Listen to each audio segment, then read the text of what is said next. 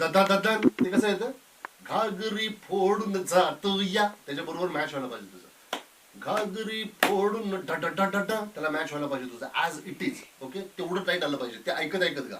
Okay, फुल एनर्जीने गा. घागरी फोडून जातूया, दही दूध चोरून खातूया,